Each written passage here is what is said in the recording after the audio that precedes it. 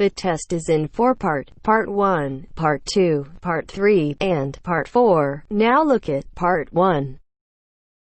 Part 1. You'll hear two travellers, Lilith and Alex, having a discussion in a cafe. First, you have some time to look at questions 1 to 5.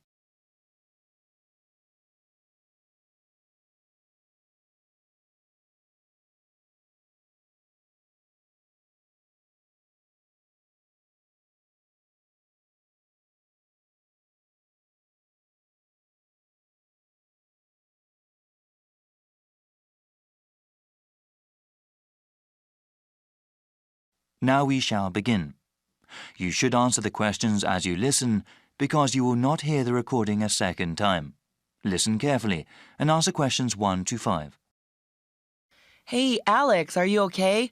I was worried something happened. Oh, sorry for being late. I drove down the wrong highway and got lost. Don't worry, it's only been 20 minutes.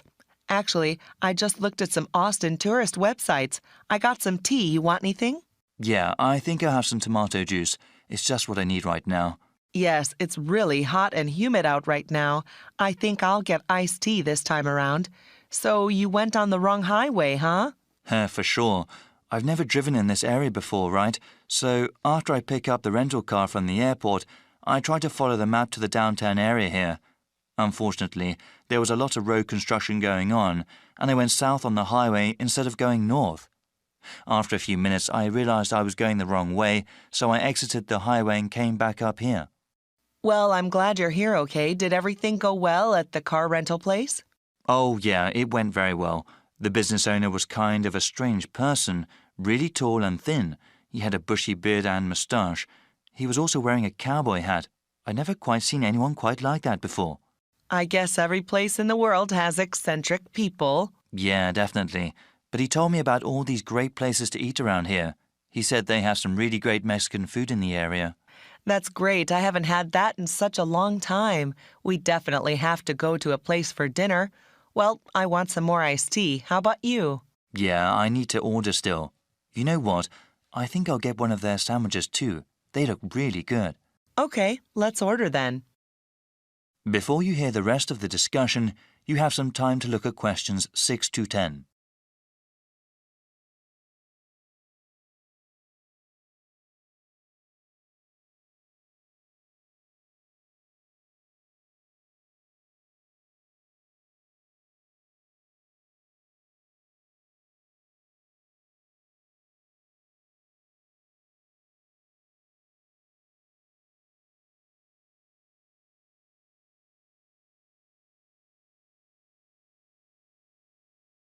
Now listen and answer questions 6 to 10.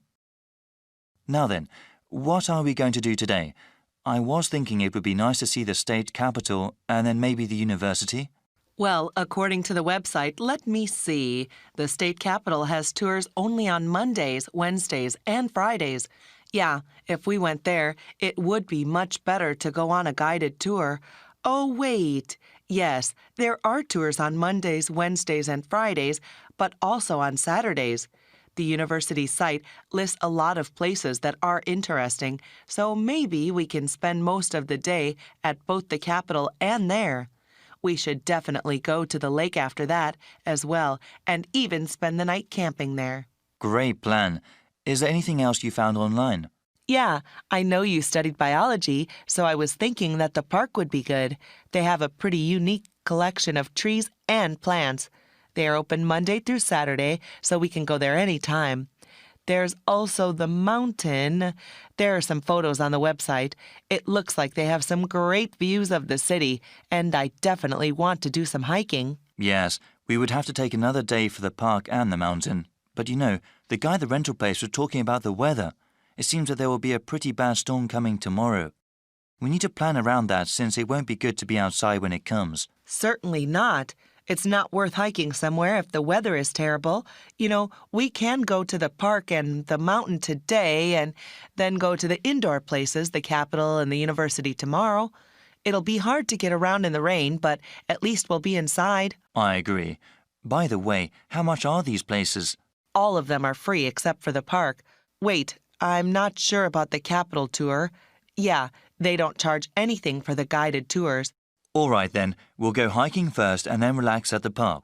Then we can camp at the lake. We'll go to the capital and the university tomorrow. Yeah, this is one of the best universities in the country, especially known for their art programs. Really? Yeah, I heard about that. They have some art galleries there too, ones with some good modern art. Wow, it seems like that's a lot for us.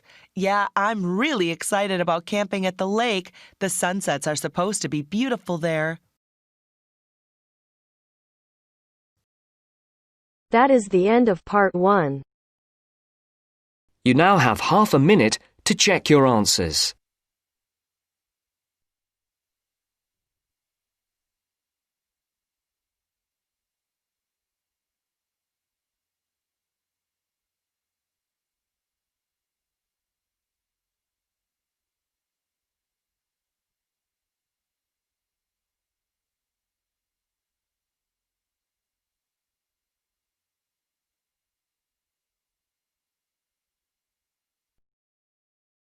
Now turns to part 2.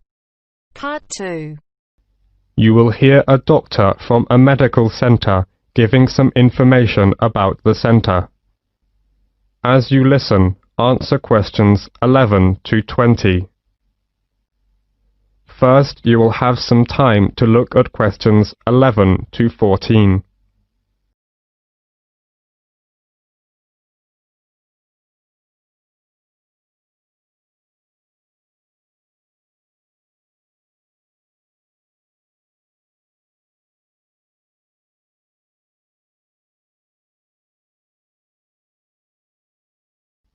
As you listen, answer questions 11 to 14.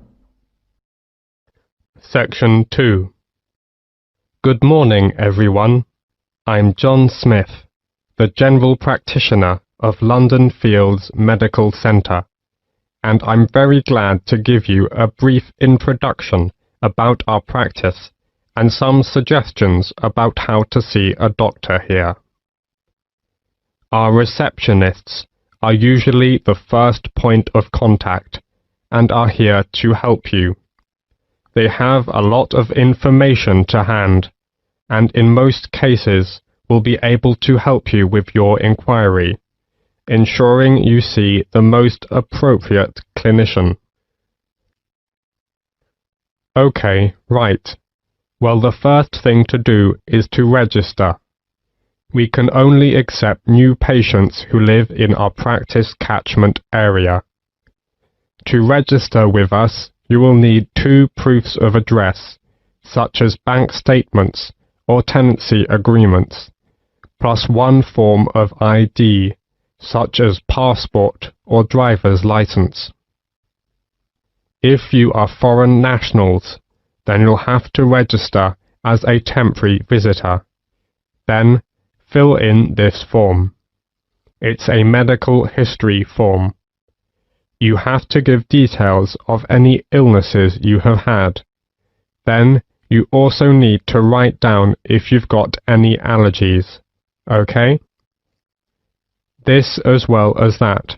We need to know if you've had any operations.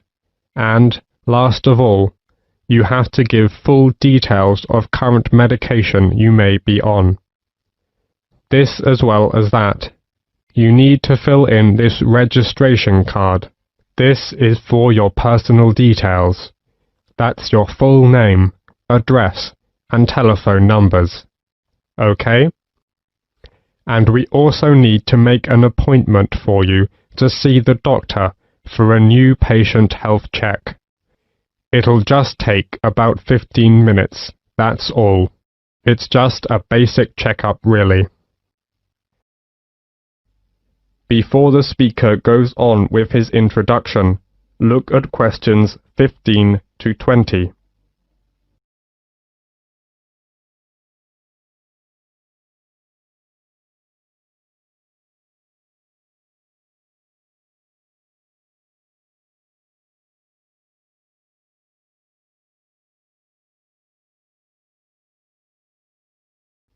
Now listen to the continued talk and answer questions 15 to 20 by choosing the appropriate letters. Okay then, Let me tell you something about the health centre. We have 5 GPs here, general practitioners. We also have a practice nurse who looks after minor injuries. She can also administer some treatments. We also have a chiropodist. That's a foot specialist. She's private, which means you have to pay for the service, unless you're over 65. If you want to see a doctor, you have to make an appointment first. Please call our main switchboard number on 0207 923 8100 to book an appointment at either our main practice or one of our branch surgeries. You can also email for an appointment on londonfieldsmedical@nhs.net. Urgent cases are seen on the day. If your condition is non-urgent, you can expect to see a GP within 2 working days, though you may have to wait longer if you want to see a particular GP. If it's an emergency, you'd better come straight here to the centre. One of the doctors can usually see you, or you can go to the emergency department at the hospital in town. If you are very sick, you can ask for a home visit as well. On Friday afternoons, we have an open surgery, which means you can come along and just wait to see a doctor. But you may have to wait for several hours, so it's much better to make an appointment and come at the specified time. Usually, when you see a doctor, you'll be given a prescription for medicine which you need to take, or you can choose to go to a pharmacist in a chemist's shop. If the doctor decides that you will need the medication for a long time, you will be given a repeat prescription form. This allows you to get a further supply without seeing the doctor again. You simply leave the repeat form here a few days before you need it. Then you pick up the medication at the chemist's. Oh, you may wonder how much this all costs. Well, there is no charge for seeing a doctor. You can make an appointment any time to see one of our doctors, and it will not cost you anything for the consultation. However, you need to pay for the prescription, and the cost varies with the medicine, but it's usually just a few pounds. Nevertheless, in some situations, such as pregnancy, the prescription is then free. All right, do you have any other questions? That is the end of part 2. You now have half a minute to check your answers.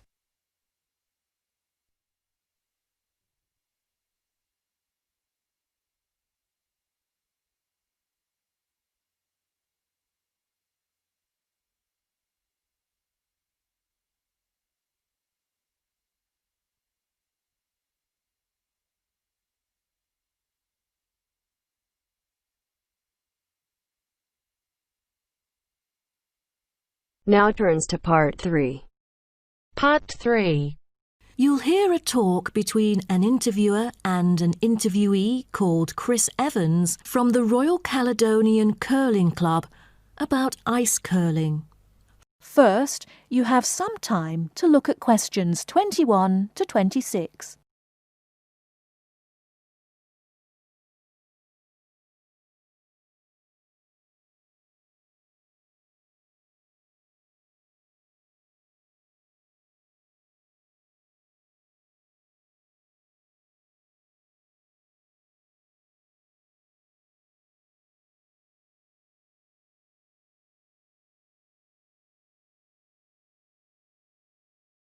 Now listen carefully and answer questions 21 to 26. Today, we're pleased to have on the show Chris Evans from the Royal Caledonian Curling Club. Now, let's welcome Chris to tell us something about ice curling. Chris, please. Thank you. It's my honour to briefly talk about ice curling here to all of you. So let's start with what curling is. Curling is a sport in which players slide stones on an ice rink towards a target area which is segmented into 4 concentric circles. 2 curling teams consist of 4 players, the lead, the second, the third, and finally the skip. The captain of the curling team and its players will throw their stones in the order stated above. Each team has 8 stones.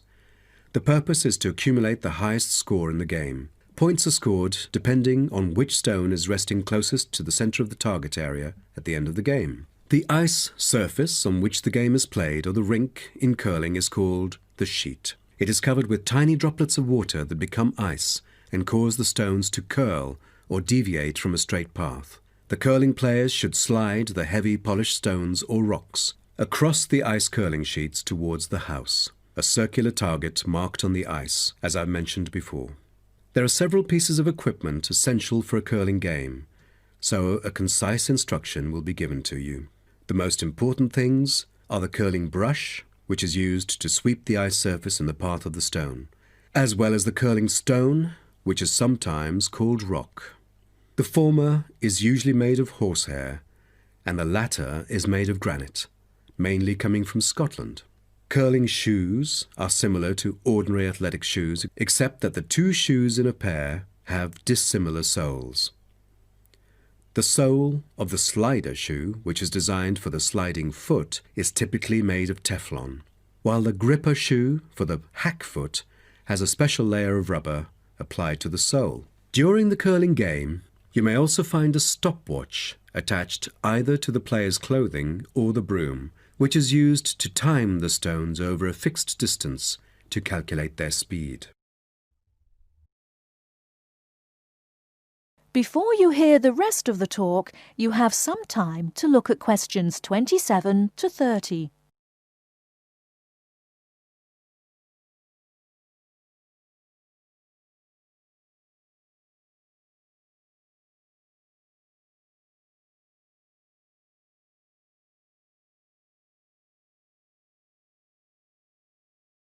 Now listen and answer questions 27 to 30. Now, a word about the development of curling clubs. Curling is thought to have been invented in medieval Scotland, and outdoor curling was very popular in Scotland between the 16th and 19th centuries, as the climates provided good ice conditions every winter. Kilsyth Curling Club is renowned as the first club in the world, having been formally constituted in 1716, and widely influencing ice curling development. In Kilsyth today, both men's and ladies' sections are thriving, participating in all major competitions and having won championships in the British Open in the past.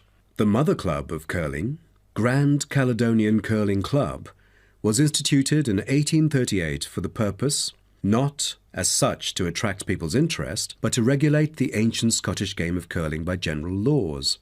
With these official rules, the young curlers could be trained in a more professional way. By 1842, the new national club had sought to obtain royal patronage, and it has ever since been known as the Royal Caledonian Curling Club. However, many sports, such as athletics and tennis, were frowned upon as being too recreational and not practical enough, so the Crown banned them by law during the 1300s, in the hope that men would instead practice the archery skills that were seen as vital to the country's defence. And the ban was lifted in the 17th century. So, do you know the reason for curling being kept during the 16th century? Is it because it was so popular, or because people from all ages like children could play it?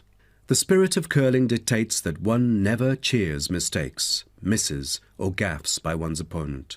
And most importantly, all the team members should strictly follow the instructions of their captain, which is essential for men in battle. Curling was brought to Canada from Scotland, and some curling was played informally before 1800. Curlers often used iron curling stones made from melted materials such as cannonballs rather than granite until the early 1900s, because there were transport problems importing granite stones from Scotland. That is the end of part 3. You now have half a minute to check your answers.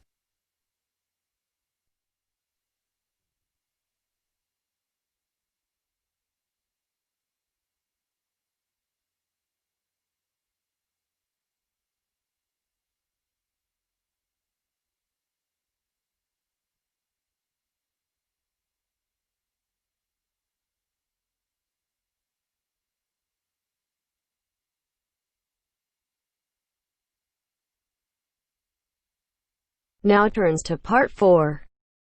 Part 4. You will hear a monologue on the subject of the Celts. First, you have some time to look at questions 31 to 40.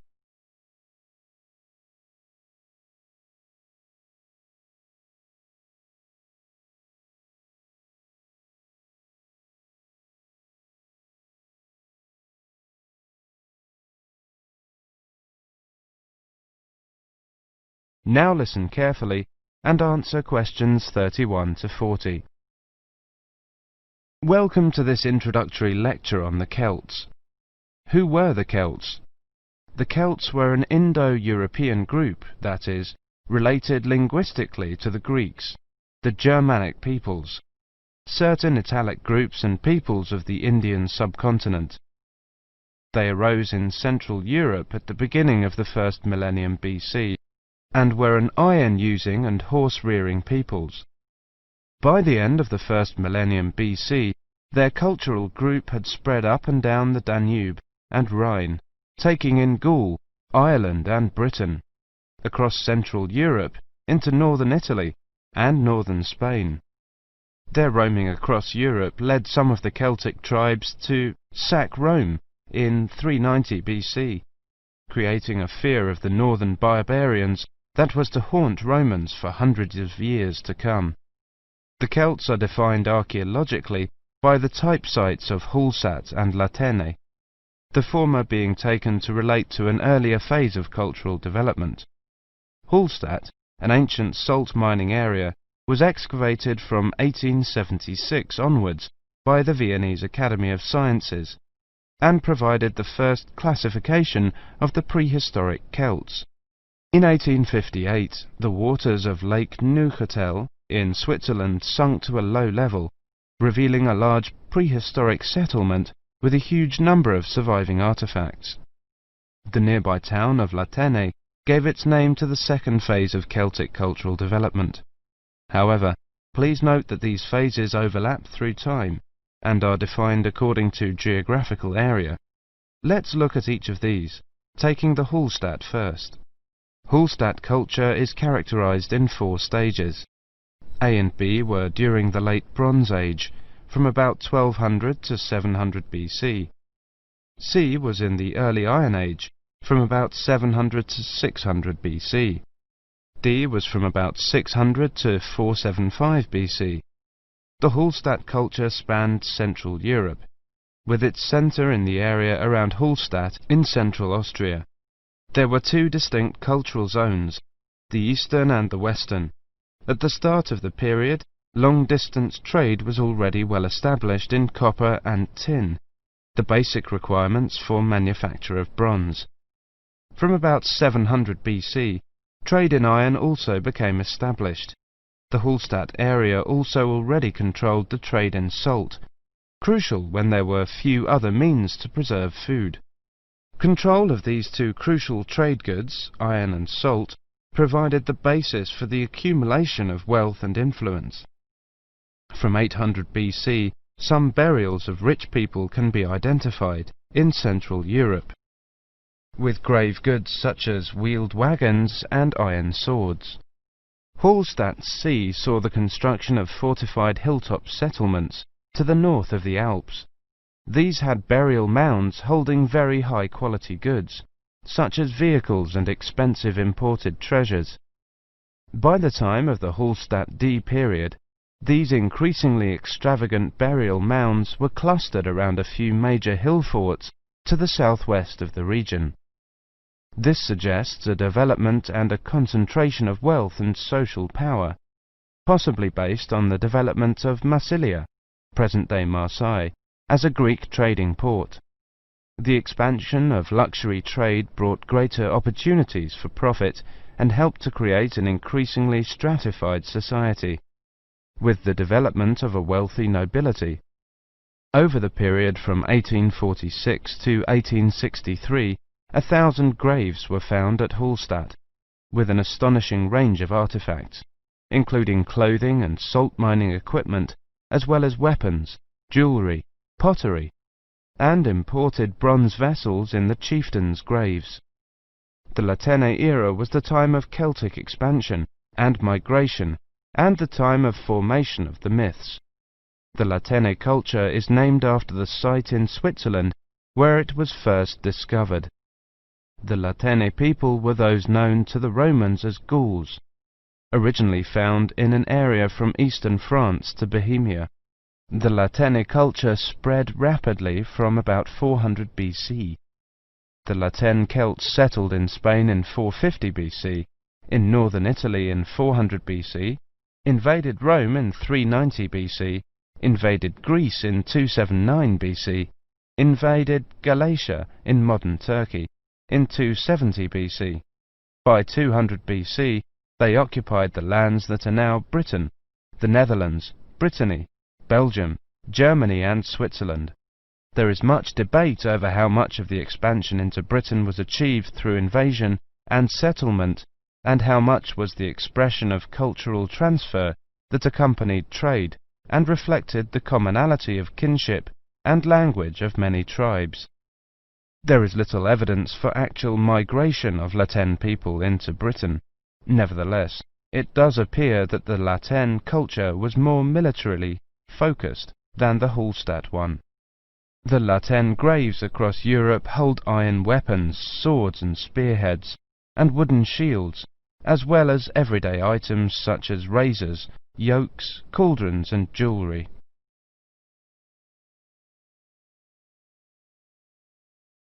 That is the end of part 4. You now have half a minute to check your answers.